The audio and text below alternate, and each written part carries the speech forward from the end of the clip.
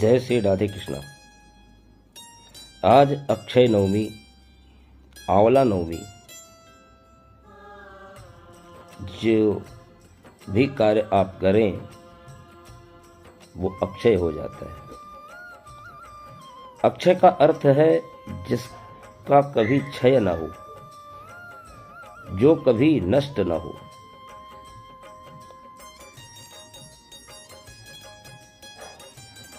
आज ही सतयुग का प्रारंभ हुआ था। आज के दिन जो कोई भी कार्य करें आप, किसी भी प्रकार का कोई भी संस्कार करें, वो कभी क्षय नहीं होता। हम पूजा में अक्षत का प्रयोग करते हैं। अक्षत क्या है? चावल है। लेकिन वही चावल जब पूजा में प्रयोग किया जाता है तो अक्षत हो जाता है। अक्षत माने जो टूटा हुआ न हो, जो नष्ट न हो। इसीलिए हमें पूजा पाठ में विशेष तौर पे ध्यान देना चाहिए कि चावल के दाने टूटे हुए ना हो, तभी वो अक्षत है। अगर टूटे हुए चावल है तो फिर वो क्षत है।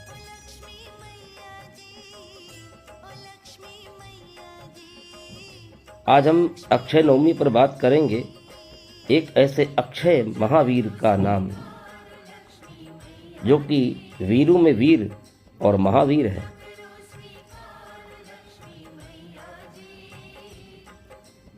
वीर बहुत हैं, राम वीर हैं, कृष्ण वीर हैं, भगवान शंकर वीर हैं, लेकिन महावीर तो सिर्फ एक ही है,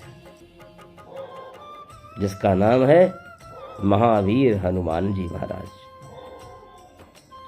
हनुमान जी महाराज अजर अमर हैं।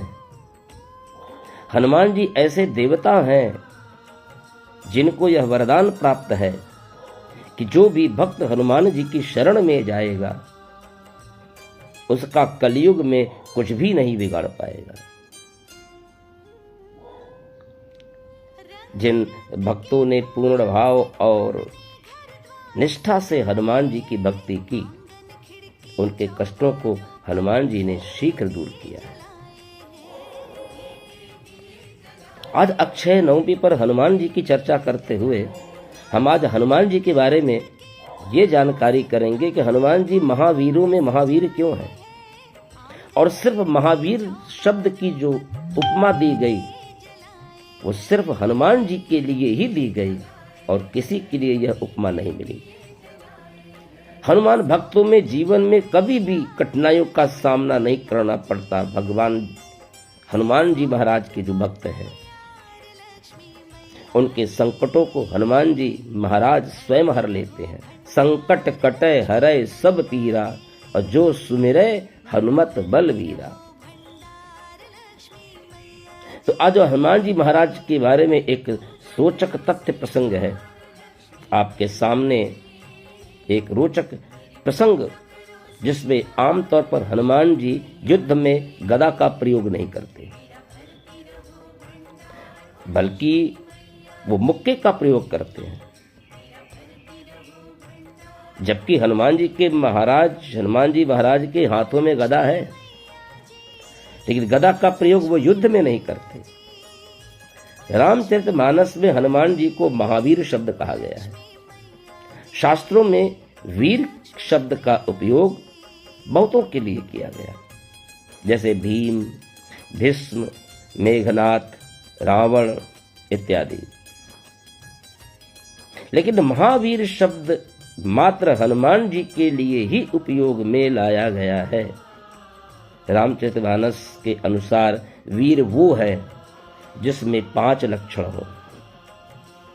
पहला विद्या, दूसरा धर्म, तीसरा दान, चौथा कर्म और 5वां बलवीर।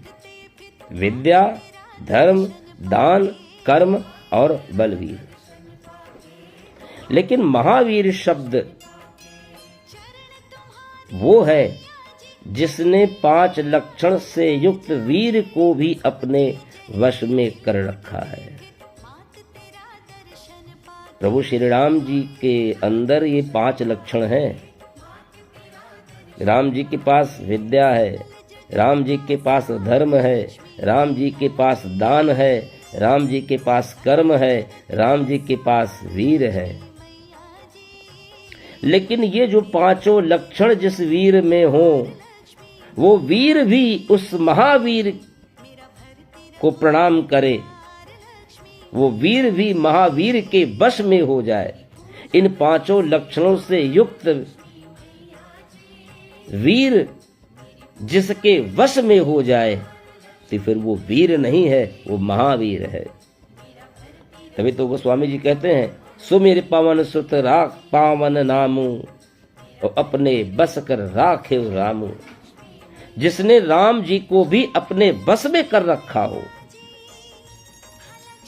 वही तो महावीर है। रामचरितमानस में महावीर विक्रम बजरंगी,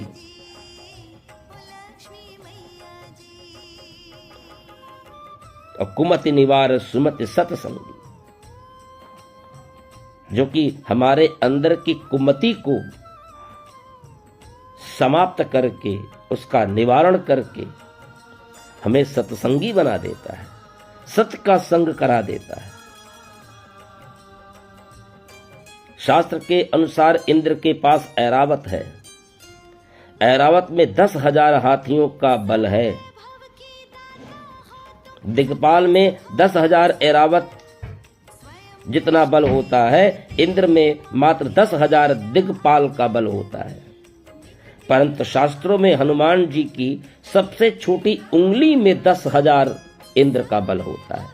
अब जरा विचार करिए कि जिसकी उंगली में 10,000 ऐरावत हाथियों का बल हो तो वो कितना महावीर होगा। शास्त्रों में वर्णित प्रसंग के अनुसार रावण पुत्र मेघनाथ हनुमान जी के मुक्के से बहुत डरता था, और जब रावण ने मेघनाथ के द्वारा हनुमान जी के मुक्के की प्रशंसा सुनी तो उसने हनुमान जी का सामना करने के लिए सोचा। एक दिन हनुमान जी महाराज और रावण की मुलाकात युद्ध में हो गई। हनुमान जी महाराज से रावण ने कहा कि मैंने सुना है कि तुम बड़े बलवान हो और हम भी बलवान हैं।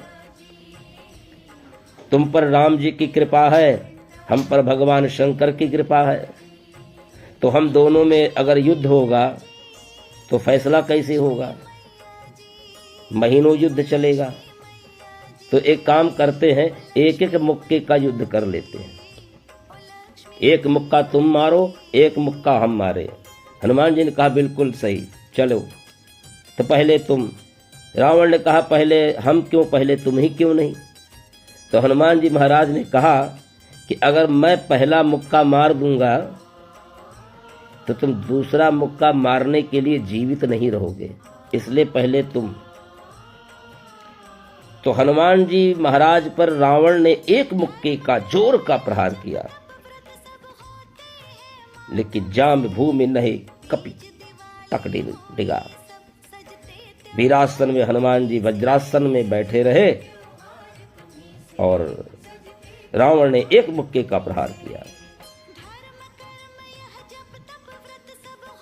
हनुमान जी महाराज ने कहा कि हो गया ना, बस तो अब हमारी बारी है।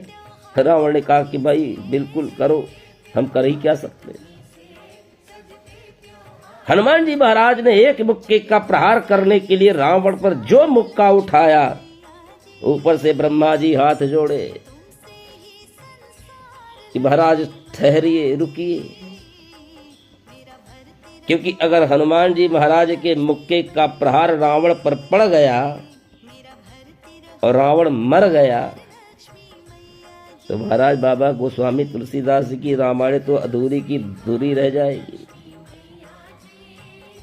तो पहले शंकर जी हाथ जोड़े कि नहीं महाराज, रामायण पूरी होने दो, फिर राम जी का क्या काम ही होगा, रावण तो अभी मर जाएगा। हनुमान जी महाराज ने कहा अब तो मुक्का उठ गया है, अब तो बिना गिरे रह नहीं सकता। शंकर भगवान ने कहा कि ठीक है, बस थोड़ा सा छुआ ही देना, मारना नहीं,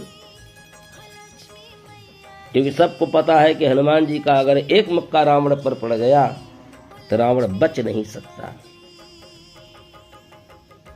और जैसे ही हनुमान जी महाराज ने एक मुक्के का प्रहार रावण पर किया, मानो गाज गिर गई हो, कोई सुमेर पर्वत रावण के सर पर गिर गया, रावण मूर्छित हो गया। थोड़ी देर बाद मूर्छा जागी तो रावण ने कहा कि बड़े बलवान हो। हनुमान जी महाराज ने कहा कि बल तो इन लोगों ने दिखाने ही नहीं दिया, अगर बल पड़ जाता तो तुम ये बताने के लिए जीवित ही नहीं रहते। रावण ने हनुमान जी महाराज की बड़ी प्रशंसा की,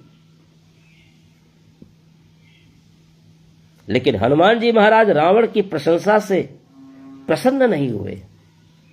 हनुमान जी महाराज तो रो रहे हैं, स्वयं को धिक्कार रहे हैं। गोस्वामी जी के अनुसार हनुमान जी ने रोते हुए कहा कि मेरे पौरुष को धिक्कार है, धिक्कार है, धिक्कार है। जो देवद्रोही, तू अभी भी जीता रह गया, तू मरा नहीं। हनुमान जी का मुक्का खाने के बाद भी रामद्रोही रावण जीवित है। यही तो मोह की ताकत है कि मोह की ताकत इतनी प्रबल होती है कि व्यक्ति को भगवान के द्वारा डाली गई विपत्ति पर भी व्यक्ति संभलता नहीं है। कितनी भी मुसीबत व्यक्ति के जीवन में आए, जब तक मुसीबत व्यक्ति के जीवन में है वह तभी तक भगवान को याद करता है, पश्चाताप करता है, प्रायश्चित करता है। लेकिन जैसे ही मुसीबत टली तो वो जो संकल्प है वो भी टल गया।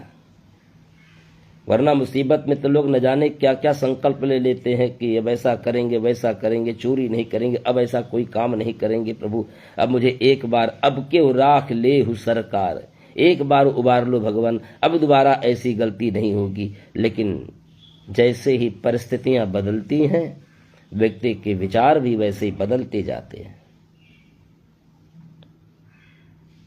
व्यक्ति के परिस्थितियों में परिवर्तन होने के साथ साथ व्यक्ति के विचारों में भी परिवर्तन प्रारंभ हो जाता है। हनुमान जी का मुक्का खाने के बाद भी रावण नहीं संभला। अब इधर नाम लंकनी एक निश्चरी, जिसके ऊपर हनुमान जी महाराज ने मुठका एक महाकप हनी, सुमिर तुमित धरनी ढन मनी, लेकिन फिर पुन समार उठी तब लंका। हनुमान जी महाराज ने पूरे रामचरितमानस में दो पर मुक्के का प्रहार किया, एक लंकनी पर, एक रावण पर। लंकनी के ऊपर रावण का प्रहार, जब लंकनी के ऊपर हनुमान जी महाराज ने जब मुक्के का प्रहार किया तो लंकनी संभल गई, लेकिन रावण नहीं संभला। यही तो रामचरितमानस की विशेषता है कि मोह में ग्रस्त व्यक्ति मुसीबत में तो, विपत्ति में तो प्रायश्चित कर लेता है, पश्चाताप कर लेता है, संकल्प कर लेता है, लेकिन मुसीबत टलने के बाद फिर वो संभलता नहीं है। हनुमान जी का मुक्का खाने के बाद भी रावण नहीं संभला। क्यों? क्योंकि रावण कौन है? रावण जो मोहग्रस्त है, जो मोह में पड़ा हुआ है, और उस मोह को हनुमान जी महाराज भी नहीं दूर कर सकते। उस मोह को दूर केवल एक ही कर सकते हैं, जिनका नाम है मर्यादा पुरुषोत्तम भगवान श्री रामचंद्र जी। मोह को यदि कोई मार सकता है तो केवल भगवान श्री राम के अलावा कोई मार नहीं सकता।